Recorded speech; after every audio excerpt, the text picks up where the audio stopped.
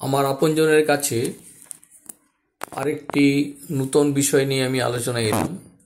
সেটা হচ্ছে এই শীতকালে আমাদের যে শেষ হয়ে গেল তার আগে শীত যে আরম্ভ যখন হয় তখন আমরা প্রচুর পরিমাণে মাংস, ডিম, সি ফিশ বা বড় মাছ এবং তার সঙ্গে বিভিন্ন ধরনের নূতন শাকসবজি যেগুলো আমাদের বেরোয়, অর্থাৎ গাজর, বিনস, টমাটো, পালং শাক, এইগুলো আমরা বেশ ভালো পরিমাণে এই সময় এনজয় করি, খেতে ভালোবাসি।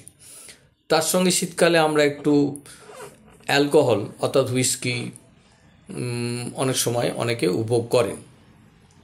তো এগুলো যখন আমরা খাই তার পরে এই সময়টাতে যেটা হয় শীতের শেষে, তখন কিন্তু আমরা অনেককেই দেখেছি খুঁড়িয়ে চলছেন, অর্থাৎ বুড়ো আঙুলের, পায়ের বুড়ো আঙুলটা হয়তো লাল হয়ে ফুলে গেছে, কিংবা অ্যাঙ্কেল জয়েন্টের বেশ ব্যথা, অন্যান্য জয়েন্টেও কিন্তু আমাদের ব্যথা হতে পারে। এর সঙ্গে আমাদের সম্পর্ক যেটা রয়েছে সেটা হচ্ছে আর্থারাইটিস বা অস্টিওআর্থ্রাইটিস আছে, তার সঙ্গে আরেকটা এই সঙ্গে জুড়ে বসে, সেটা হচ্ছে গাউট। এই গাউটটা হচ্ছে ইউরিক অ্যাসিডের সঙ্গে একটা সম্পর্ক যুক্ত। এখন জানতে হবে যে ইউরিক অ্যাসিডটা আমাদের কি এবং কিভাবে এটার উৎপন্ন হয়। এটা হচ্ছে আমরা যে খাবারগুলো বললাম, অর্থাৎ মাংস, মাছ, বিশেষ করে সি ফিশ, ডিম, পালং শাক, টমেটো, এই খাবারগুলোতে, বিনস, এইগুলো খাবারগুলোতে প্রচুর পরিমাণে প্রোটিন এবং পিউরিন থাকে। এই প্রোটিন কিন্তু আমাদের শরীরে কিন্তু প্রচুর এনার্জি দেয়, এ বিষয়ে কোনো সন্দেহ নেই। যখন আমরা এগুলো খাই তখন আমাদের পাচন শক্তি বা পাচন প্রক্রিয়ার মাধ্যমে আমাদের প্রোটিন বা পিউরিন আমাদের রক্তের সাহায্যে বিভিন্ন কোষে যায় এবং সেই কোষ বা সেলগুলোর মাধ্যমে যাওয়ার ফলে আমরা প্রচুর পরিমাণে শক্তি পাই, এ বিষয়ে কোনো সন্দেহ নেই। কিন্তু যদি আমরা খুব বেশি যেমন আমরা খাবার খাই, সেই খাবারগুলোর বর্জ্য হিসাবে একটা অংশ তো তৈরি হয়, সেরকম এই যে পিউরিন, তার যে বর্জ্য পদার্থ বা যেটা তৈরি হয় বাই প্রোডাক্ট হিসাবে বর্জ্য, সেটা হচ্ছে আপনার ইউরিক অ্যাসিড। অর্থাৎ পিউরিনটা যখন আপনার ফাইনাল স্টেজে আসে বর্জ্য হিসাবে, সেইটা হচ্ছে ইউরিক অ্যাসিড। এই ইউরিক অ্যাসিডটা কি করে না আমাদের প্রস্রাবের মধ্য দিয়ে বাইরে বেরিয়ে যায়। এবং তাহলে দুটো জিনিস হচ্ছে, একটা হচ্ছে যদি ইউরিক অ্যাসিডটা আমাদের তাহলে বাড়ছে কেন, তা বাড়ার ব্যাপারটা হচ্ছে এইরকম, যদি আমরা খুব বেশি পরিমাণে মাংস খাই তাহলে পিউরিনের পরিমাণটা বাড়বে শরীরে এবং ইউরিক অ্যাসিডটাও বেশি হবে। এখন সেক্ষেত্রে কিডনি আমাদের যতটা পরিমাণে বের করার কথা ছিল সেটা বের করতে পারছে না, ফলে রক্তের মধ্যে ইউরিক অ্যাসিডটা বাড়ছে। এই ইউরিক অ্যাসিডটা রক্তে যখন বাড়ে তখন কিন্তু বিভিন্ন আমাদের যে গাঁট আছে সেইগুলোতে এ জমা পড়ে ক্যালসিয়াম ইউরেট, সাধারণত ক্যালসিয়াম ইউরেট হিসেবে দেখা যায়। এই ক্যালসিয়াম ইউরেট যখন হয় তখন এর শেপগুলো, ক্রিস্টাল যেগুলো, সেই ক্রিস্টালগুলো কিন্তু ইরেগুলার শেপের। সাধারণত আমরা যখন গোড়ালিতে একদম অ্যাঙ্কেল জয়েন্টে যখন দেখি, অর্থাৎ ক্যালকেনিয়াস যে ফ্লোর, সেখানে কিন্তু অনেক সময় ক্যালকেনিয়াস স্পার বলে একটা এক্সরেতে দেখতে পাওয়া যায়, অর্থাৎ হাড় একটু বৃদ্ধি ঘটেছে। এটা অনেক সময় ক্যালকেরিয়াল যে স্পারটা, সেটাও কিন্তু এর জন্যে ইউরিক অ্যাসিডের জন্য দায়ী থাকতে পারে।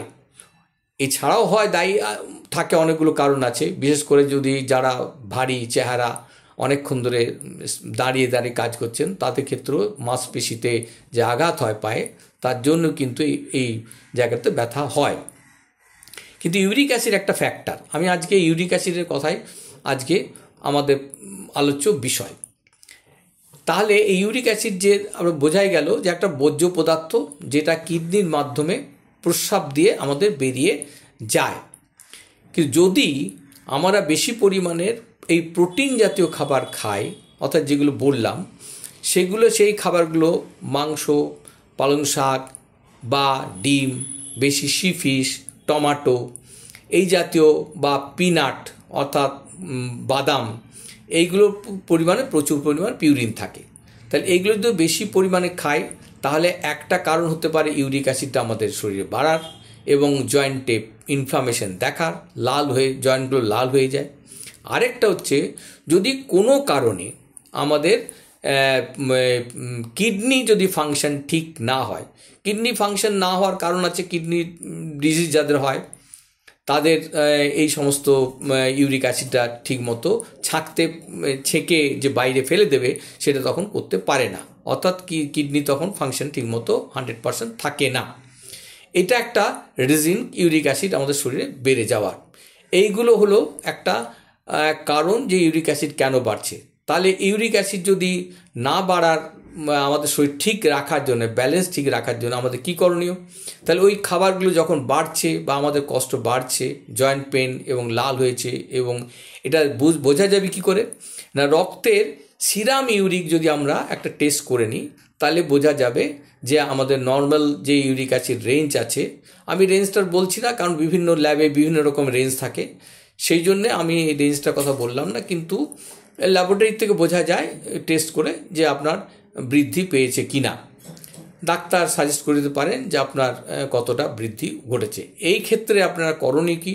ওই যে খাবারগুলো বললাম, বেশি মাংস খাওয়া, বিশেষ করে মাংসের সঙ্গে অ্যালকোহল খাওয়া এবং বড় মাছ খাওয়া, এগুলোকে আপনারা কিছুদিন বন্ধ রাখতে হবে। পালং শাক, তার সাথে আপনার টমেটো, এইগুলো কিছুদিন বন্ধ রাখতে হবে। প্রচুর পরিমাণে জল খেতে হবে যাতে ইউরিক অ্যাসিডটা প্রস্রাবের মধ্য দিয়ে আপনার বেরিয়ে যেতে পারে। এইগুলো হচ্ছে সাধারণভাবে আমাদের বলা হয়ে থাকে।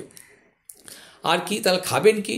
সেই সময় আপনি বীজ ছাড়া পটল খেতে পারেন, ঝিঙে খেতে পারেন, লাউ খেতে পারেন, এইগুলো আপনার টক দই খেতে পারেন, এইগুলো আপনার হজম শক্তি তো সাহায্য করবে। পেঁপে খেতে পারেন, খেলে কিন্তু আপনার ইউরিক অ্যাসিডটা সহজে আস্তে আস্তে নর্মাল ওয়েতে অনেকটাই কমে যেতে পারে। এছাড়া ওষুধের সাহায্য নিতে হতেই পারে, ডাক্তারের পরামর্শ নিয়ে নিতে হতেই পারে, যদি অনেক এত অসহ্য যন্ত্রণা হয় যে ডাক্তারের পরামর্শ নিতে হয়।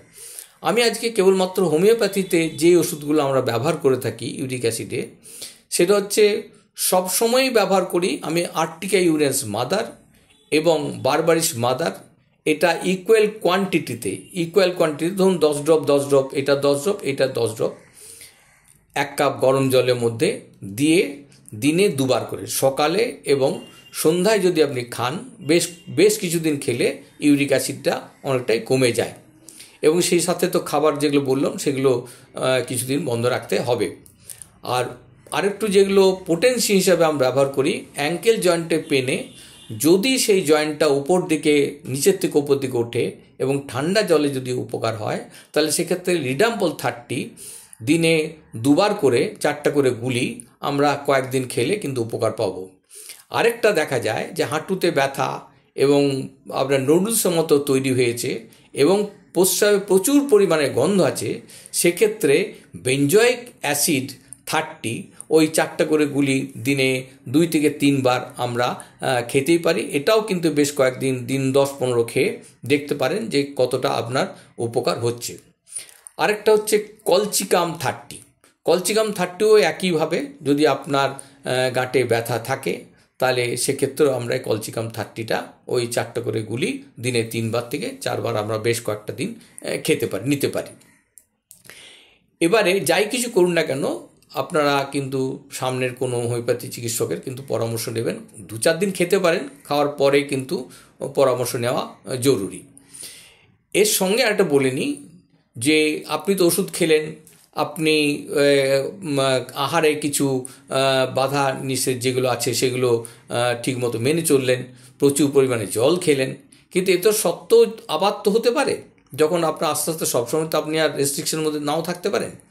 তাহলে এক্ষেত্রে প্রিভেন্টিভ দুটো মেডিসিন আমাদের হোমিওপ্যাথিতে ভালো কাজ করে। সেটা হচ্ছে ফ্র্যাজারিয়া 200।